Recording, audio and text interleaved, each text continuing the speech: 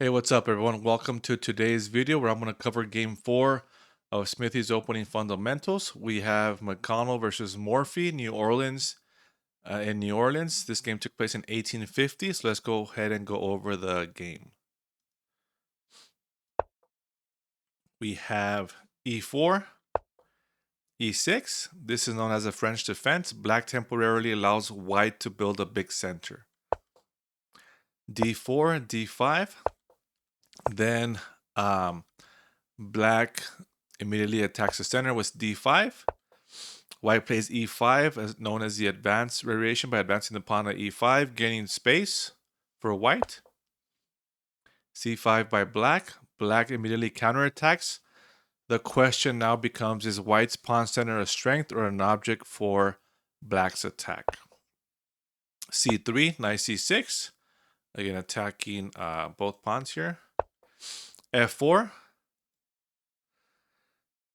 White is trying to secure his center, but that's 5 straight pawn moves plus weakening the king's diagonal. Okay, so that should kind of ring a bell in your mind, saying, okay, the king diagonal for the diagonal for the king is weak. So queen b6, again putting more pressure here on the d4 pawn. Again, the author SmithyQ says about queen b6, this develops a queen early, but white has no way of attacking the queen, right? And she pressures also d4. This is a thematic move in this pawn structure, right? So this is like a normal move in this position with the French defense. Knight f3, bishop d7, a3. Another pawn move by white, and now again black is also pressuring b2, the pawn on b2. Knight h6, right, with the idea of going knight f5 and putting the knight on a better square. Black has 4 pieces developed to white's 1. b4, and now another pawn move. That's 7 out of the first 8 moves. Now, in a closed position like this, being behind in development doesn't matter so much. But if things open up, things can get bad very quickly, right? So again, in this position, you want to start taking pawns and opening up the position and use your lead and advantage to generate an attack. So here the author recommends bishop e3 to defend this pawn. It develops a piece and also defends d4, right? And then letting queen captures b2 happen, I guess sacrificing a pawn and maybe playing for some type of more development, right? Knight h6, b4. C captures d4. That's why black exchanges pawns here. The more the position opens, the greater his development advantage becomes. C captures d4. Now rook c8. With the exchange of c pawns, black now places his rook on the open c file. Bishop b2. And knight f5. Moving the knight again, but now it's on a better square and adds more pressure to d4. All of black's pieces are on their best squares. Okay. Queen e3 by white. White moves his queen instead of getting ready to castle against Morphy. Uh-oh, again, this could spell problems for white. Okay, here the author notes that if bishop e2, if white did nothing, black could try to play in the same way as the game. Okay.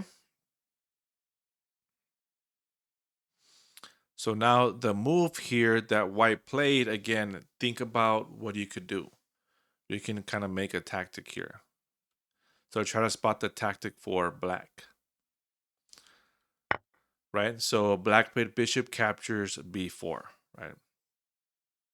So now let's go ahead and take a look at this move, but without queen d3. So now instead of white plays bishop e2, right? Now bishop captures b4. A captures b4, knight captures b4. Castles would be a mistake. The pressure on white is so much that this is a mistake, right? Knight c2, again with attacking the rook, and the queen attacks the bishop on b2. Rook a2, queen b3 with a double attack. Black is going to win back his material with the better position, though white certainly isn't dead yet. right? So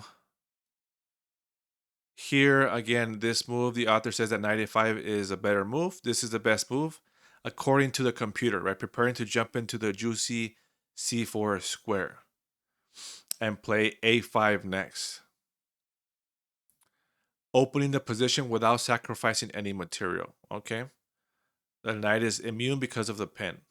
Okay, so again, if the pawn takes, then the queen captures the bishop on b2, and the knight is trying to get to c4 and then play a5. Now, because queen d3 was played, again, the sacrifice is the same. Bishop captures b4. Right? A beautiful sacrifice, says the author. Black gets 2 pawns for the piece and completely opens the position, again, while sacrificing a piece. Allowing his development to shine, white quickly crumbles. A captures b4, knight captures b4, attacking the queen and also getting the square on c2, and that square lands with the rook, so this is a possible landing square for the rook. The knight threatens both the queen and fork on c2. Queen d2, now rook c2, attacking both the bishop and the queen. Now the rook invades, queen d1, and then now knight e3. And now the knight hops in, completing the trap of the queen, plus the bishop on b2 is hanging.